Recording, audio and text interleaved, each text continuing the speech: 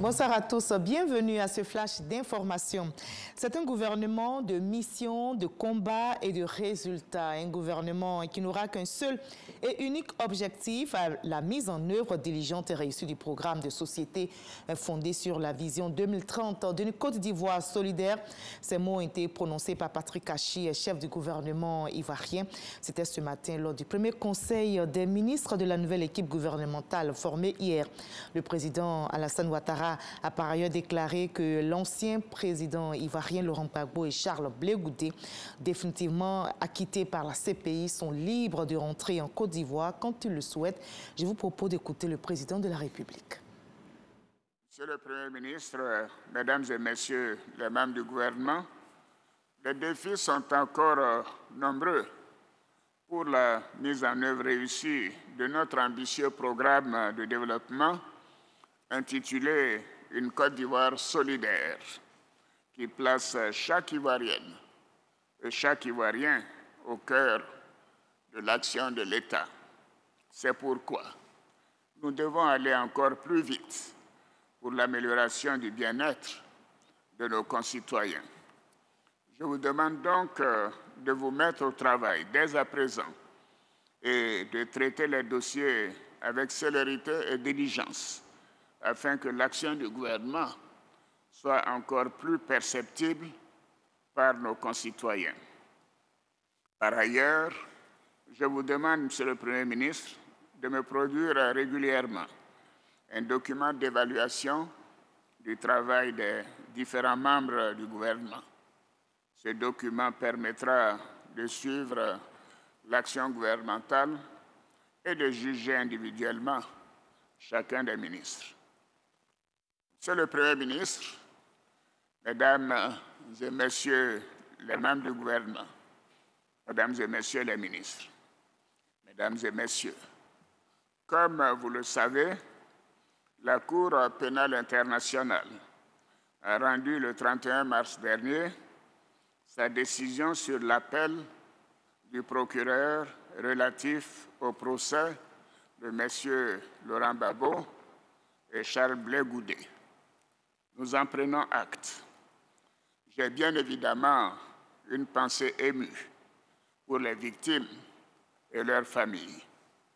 Je voudrais les assurer de notre compassion et de notre soutien. Le gouvernement continuera de leur apporter assistance. Quant à M. Laurent Gbagbo et Blé Goudé, ils sont libres de rentrer en Côte d'Ivoire quand ils le souhaitent.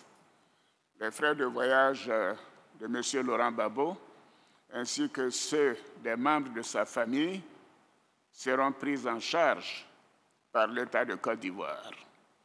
Des dispositions seront également prises pour que M. Laurent Gbagbo bénéficie, conformément au texte en vigueur, des avantages dus aux anciens présidents de la République de Côte d'Ivoire. À l'étranger, au Burkina Faso, des unités mixtes de gendarmes et de volontaires pour la défense de la patrie ont subi une attaque à Tanwalbougou dans la province du Gourma. Le bilan provisoire fait état de 8 morts, à savoir 3 gendarmes et 5 volontaires. Cette attaque fait suite à une embuscade perpétrée il y a quelques jours et qui a été repoussée par les forces de défense. Les volontaires pour la défense de la patrie sont des supplétifs civils engagés dans la lutte contre le terrorisme. Après une formation militaire de 2 semaines, ils interviennent aux côtés des forces armées pour des missions de surveillance, d'information et de protection. Difficile de battre campagne en pleine pandémie de Covid-19. Le coronavirus, justement, s'est invité dans la campagne pour la présidentielle qui doit se tenir au Tchad le dimanche 11 avril prochain. L'un des candidats est d'ailleurs tombé malade à quelques jours du scrutin et a dû se mettre en quarantaine.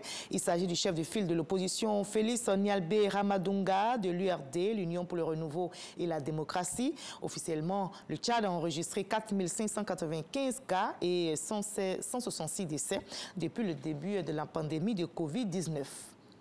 L'Agence européenne des médicaments annonce aujourd'hui que les caillots sanguins devraient être répertoriés comme effet secondaire très rare du vaccin AstraZeneca contre le coronavirus, tout en estimant que la balance bénéfice-risque reste positive.